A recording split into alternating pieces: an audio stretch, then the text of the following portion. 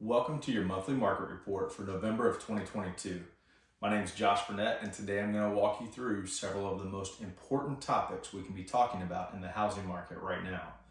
I'm going to give you the latest update on mortgage rates and prices, something that we're following very closely in today's housing market. We're also going to bring you the latest we have on foreclosures. That's a big question that people have right now and what that looks like in this country. So we're going to talk about the latest information on that. And we'll wrap up by answering this question, or at least helping you answer this question. Should I buy a home right now? A lot of clients and buyers are asking, is this a good time to buy a home? And while everyone moves through that process at a different pace for different reasons, we want to help you answer that question. So I'm going to kick off today with a quote from Donald Miller, who is the author of Building a Story Brand, a book that I've read and certainly learned quite a bit from over the past few years. And it says, people do not follow the best leaders. They follow the ones they can understand the easiest. You know, this is exactly the essence of what we're talking about. It's so important to bring clarity, bring facts, bring vetted research, and help my clients understand in the most simple and effective way what's happening in the housing market so they can make the best decisions. So I'm going to start today with an update on mortgage rates. And the big question is, will mortgage rates keep rising? So let's start with a graph. You've certainly seen us share this before. And it says that mortgage rates are rising this year. It's the Freddie Mac 30-year fixed rate from January. So from the very beginning of this year, all the way through where we're at today. And of course, this is a look back. So this is released at the time of this video, right at the beginning of November. And what we can see is mortgage rates have been climbing drastically this year. It's what we've all been feeling. Look at that steep incline, even as they ticked up over 7% in the past couple weeks. That's causing a cool down in the market. It's causing people to pause their plan and say, hey, not really sure I want to buy a house right now. Some people are even being priced out of the market. So we're seeing all of that happen. Mortgage rates have actually, if you look at this graph, they've more than doubled in the past year, which has never happened in a calendar year before. And so that's really important that we keep our eyes on mortgage rates. And the pain that people are feeling is because they're rising so fast. It's not necessarily just that it's about that 7% number. It's really about that rapid rise. And I think this quote from Freddie Mac really says it well. The U.S. 30-year fixed mortgage rates have increased 3.83 percentage points since the end of last year. That's the biggest year-to-date increase in over 50 years. So that's certainly making people press pause. It's making them question their plans. And as the market expert, it's important to help clients understand why this is happening and what we expect going forward. And I think at the end of the day, we've been saying this for a while now, it's really all about inflation. So let's take a look at this quote from George Vertu from Realtor.com, and it says, with inflation still running at a 40-year high and the Fed expecting a few more rate increases to combat it, mortgage rates will experience upward pressure through the end of 2022. So why is that? Well, it's because the Federal Reserve is trying to do things to raise federal fund rates to lower inflation. They're trying to slow down the economy. And so while they don't call mortgage rates tend to respond to that. And that's exactly what's been happening. I've been saying that for most of the year now. When inflation is high, mortgage rates are certainly going to remain high, and we're expected to see that upward pressure through the end of the year. Now, the good news is, and I think it says it well, is Mark Fleming from First American says, while mortgage rates are expected to continue to drift higher over the coming months, much of the rapid increase in rates is likely behind us. So we're not talking about rates doubling again. Mortgage rates are feeling that pressure. The Fed is making active moves to lower inflation, and the mortgage rates are responding. We're still seeing high mortgage rates, but we're not expected to see this exponential increase as we continue to go forward. So as we start to see the Fed making moves to lower inflation, really kind of get this whole thing under control and see what's happening with the economy around us, the question starts to come into play, well, what about a recession? And so that's the next thing on the radar. What happens? Isn't a recession around the corner? And this data from the Wall Street Journal is really helpful. It's a quick survey of Wall Street Journal economists and what are the chances of a recession happening in the next 12 months. And we've been following this all year long, and you can see over on the left side of the screen in January, about 18% of them said, hey, I think we're going to see a recession over the next 12 months. Well, as inflation stayed high, economic pressures in the world around us, and the housing market changes, that percentage of economists who are expecting a recession over the next 12 months has continued to increase. The latest data released in October shows that 63% of economists feel that there's going to be a recession sometime over the next 12 months. And that's reflective of where we've seen the economy go over the past year. And so that starts to spark the question, what does that mean for the housing market? So as we look at the housing market, there's a lot we can learn from history. And you've seen us share this graph before, but let's keep in mind that a recession does not mean falling prices, okay? So in 4 out of the last 6 recessions in this country, home prices actually increased. We all remember that major crash of 2008, and I think that's still probably fresh in our minds and creating some of the fear. But what we have to remember is we have a very different landscape right now when it comes to inventory, when it comes to lending standards and home equity, all of the factors that are driving the housing market in a different direction. Now, what this graph does not mean is that we won't have falling prices, but it does mean that it doesn't happen every single time. So when we think about what happens in the housing market, if a recession is in play, we have to put this context together. And I think one thing we can also learn from history is that a recession more likely means falling mortgage rates, because in those same 6 recessions, mortgage rates have dropped each time this country has seen a recession. So when we really think about how does this impact the housing market, it's more important that I help our clients understand this. And we're just gonna have to see how this plays out. We're gonna see what happens with inflation and what happens with mortgage rates. And we're gonna talk about prices in just a moment as well, but it doesn't always mean that prices are gonna fall. And of course, you can see here traditionally that mortgage rates have come down. So they've risen very dramatically, and what history shows us is that at some point they turn. So that's what we're keeping our eye on and what we're continuing to communicate to our clients, because again, there's a lot of fear and a lot of uncertainty when you start to say recession in the housing market. Now I want to talk about what experts are saying about home prices, because I think this is another big question on everyone's mind and certainly something we want to help you answer. We're continuing to bring updates on home prices very regularly because this is a dynamic that is constantly changing. We've seen rates rising, and that's kind of easing the fury and frenzy that we've seen in the market. But what does that mean for prices? So let's take a look at this quote from Redfin. It says, "For those bearish folks eagerly awaiting the home price crash, you'll have to keep waiting. As much as demand is pulling back, supply is as well, and that's reducing downward pressure on prices in the short run." So what does this mean? It means that houses are staying on the market longer. We're not seeing an influx of new listings, and it's still a seller's market. And we know that prices are driven by supply and demand, and it's continuing to put upward pressure on home prices. However, it's also giving more opportunities for buyers, and we're starting to see that shift in the market.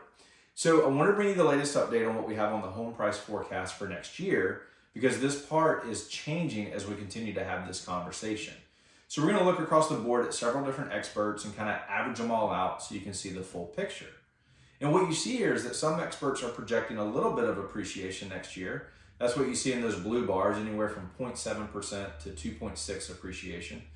But yet others are projecting slight depreciation. So it's across the board, a little bit up, a little bit down, depending on how experts are looking at it. And this is where layering in our local data becomes more important than ever. Because what we're feeling right now is some of those overheated markets where prices went up so rapidly during the pandemic. They're starting to see more of a shift in prices than some of the other markets that may be holding steady. So when we average these out across the year, it's roughly neutral, flat home price appreciation for 2023. But it's certainly something we're going to continue to keep our eyes on as we go forward. And that's where layering in our local market and what's happening with supply and demand is really going to define where prices are headed here in our local area. Now, I want to share another perspective of this because big banks are projecting more depreciation in 2023. So Goldman Sachs, Wells Fargo, Moody's, and Morgan Stanley, you can see that they're more shifting towards, hey, we might see some more depreciation next year. And that's a little bit different because some of the big banks, they follow more the publicly traded builders versus some of the organizations that follow more existing homes. So big banks are calling for more depreciation based on that new build type of environment versus existing home organizations saying more appreciation. But what's most important, and where they all really tend to agree, is that this data from Wells Fargo, I think, really positions it well, is that 2023 may be a little bit of depreciation and maybe a little bit of a rocky year next year. But as we come into 2024 and beyond, we're turning to more normal levels of home price appreciation. And as we continue to look forward, as we look at things like the Home Price Expectation Survey, normal appreciation in the years ahead, and all of that is dependent upon supply and demand, and inventory is still historically low. So we'll continue to see that in the years ahead. So 2023 might be a little bit more depreciation or more normal. And that's kind of the bottom line of what we're seeing here. A lot of it has to do with perspective and how we communicate this to our clients and how they look at it. And I think that this quote from Freddie Mac really says it well. While there may be little statistical difference between a small positive number and a small negative number, there are huge differences in how that impacts behavior. And so what we also know, especially as we look back in time, we had the great financial crisis. There were 5 years of continued depreciation. So this is a little bit rocky right now. So we're not talking about a long financial crisis ahead of us. We're talking about some ups and downs next year, and then back to more normal levels as we look nationally as that perspective across the board, and moving into much more of a stable environment. And so as I think we talk about home prices and mortgage rates and all of these things that come into play, the next big question is, well, what about foreclosures? And so let's shift the conversation to a couple of things that I think are important right now as we talk about foreclosures. And one is, what's happening with foreclosures? So I'm going to break that down in just the next few minutes, and then sort of end with the question that I think is on a lot of people's minds right now is, should I buy a home? I think the first two topics of interest rates and prices are critical in answering that question. But we're going to sort of discuss that as we wrap up. So what about foreclosures? Let's start here, and maybe I'll position the statements with this graphic here. This is foreclosure activity by a year from Adam data, and it goes all the way back to 2005. And something very interesting right here, if you look at this graphic, ever since 2010, foreclosures have decreased in this country. And there's a reason for that. Coming out of the financial crisis of '08, lending standards became a lot more strict. We've extensively talked about that here on the market report. And you have a better qualified borrower, stricter standards, you've got less defaults. And so the bars in red were distressed property of foreclosures in this country. We're over 1 million units in the year. And every year we've seen less and less foreclosures. Even if you take 20 and 21 off the map, because those are anomaly years, we've seen that happen. So the question really becomes, are we about to see a bunch of foreclosures coming to the market? And I'll tell you, even though I'm not going to cover that today, one of the leading indicators of that is delinquencies. And delinquencies are down right now. But if you look at foreclosures, Adam data says this: only about 214,800 homeowners were facing possible foreclosure in the second quarter of this year, or just 0.4% of the 58 million outstanding mortgages in the U.S. And this is 0.4%. So if you think about that, it's a number. If you were to sit down with a servicer or probably somebody in the mortgage business that looks at a portfolio of mortgages and foreclosures, they would generally tell you that they're okay with about a 1% default rate in a portfolio. Well, where are we at? We're less than half of what they're even okay with in that scenario, even a normal scenario. So foreclosures are very, very low. And, oh, by the way, if you continue to read this, then 91% or over 195,000 had equity in their home. So just because they've got equity, they might be able to skip that foreclosure process, put some money in their pocket, and kind of move on the other side of that financial crisis. But even if we continue this, even updated here in this third quarter, Rick Sharga said this: anyone waiting for a huge foreclosure wave will probably be disappointed by this report. Foreclosure activity was flat from quarter one to quarter two, and it starts to drop slightly from August to September. And, we follow Rick, and we certainly trust this Adam data and everything they're doing. Yet this report came out from Adam data, had the headline as U.S. foreclosure activity continues to increase quarterly, nearing pre-pandemic levels. So more than the pandemic, factually correct, but it may be misleading for some that reads this and doesn't dig deeper like you are here in our monthly market report. This market is a critical market to go beyond the headline into what really are they saying, because oftentimes they're very different than what you may be led to believe. But the bottom line is this: there's not this pent-up demand of foreclosures coming. We've been talking about this. If you've been watching our monthly report, then you know that. I think we still need to get this message out there. And people wonder, are we about to see a wave of inventory hit the market? Well, this is a look at the end of October, or as we're recording this, early in November, is where housing supply is at. And so if we look at the same week in 2021, we're up almost 40%, up in 39% from 2020. So 2019, we often say 17, 18, 19 is the normal years before COVID. And then we had those COVID years, which were kind of an anomaly. So not only are we not seeing this wave of foreclosures, we're not seeing a wave of inventory hit the market either. So certainly more inventory than last year and the year before. But if you look prior to COVID, we're still down across the country with available inventory. And I think this leads to the question that I kind of teased out before. And the question is, should I buy a home right now? And I think on top of many people's minds is that question. Whether you're in the business, you got to know how to answer that question. People are asking everybody they know, should I buy a home right now? I'm reading the headlines. I'm seeing what's out there. I know rates have shot up, and I'm just not sure if I should buy right now. So I started this off talking about the dramatic rise in interest rates, and we've seen that this year. There's two things everybody should consider when they're thinking about buying a home. The first question is, what do you believe about mortgage rates? I just gave you that. What do you believe about home prices? I just gave you that also. And then I'm going to form a relevant market opinion based upon that. And, if you want to wait and it's the best thing for you, I want to help you do that. But I want to educate you on what's actually happening, certainly nationally, but also with our local market, and give you that information. So here's the bottom line. What's the alternative? The alternative is renting. And this slide right here shows the median asking rate going all the way back to 1988. And we've shared this before on our monthly report, but rents across the country have skyrocketed. If you're in the rental trap and you're sort of paying through the nose for your rent, then you can't afford to save for a down payment. You can't afford to get into a home, which then allows you to build wealth over time. We know that homeownership wins. And, maybe when we get focused on it, I'm not saying we shouldn't be focused on it, but a rate of 7%, or we get focused on prices, that's certainly priced people out of the market.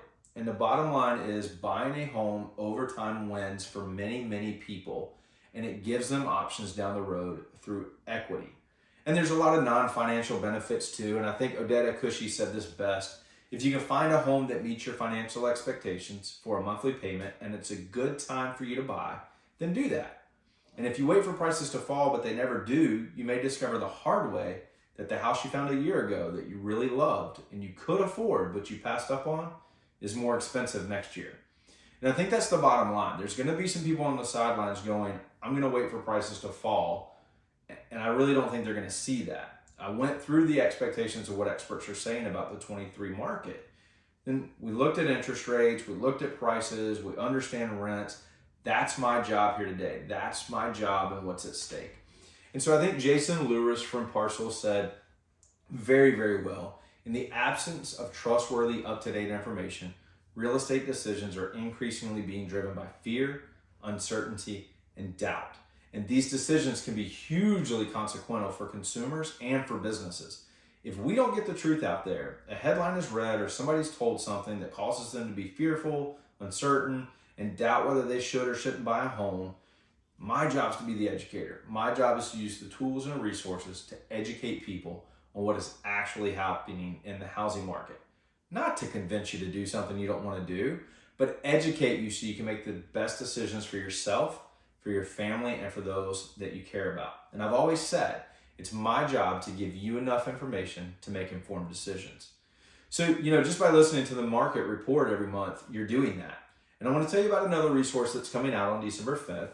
It's our winter buyer and winter seller guides. They're updated every quarter with the most relevant information that somebody's thinking about buying a home or thinking about selling a home and what they need to make the best decision. If you'd like one sent to you, shoot us a text, drop me a comment, email, give me a call, and I'll be happy to send one out to you. As always, I'm grateful for the time that you invest in the monthly market report. I hope you have a great month, and I'll see you back next month. Hey guys, if you like what you heard in this video, click the like button, subscribe to our channel, and hit that little bell for notifications so you always get the latest update in what's going on in the housing market.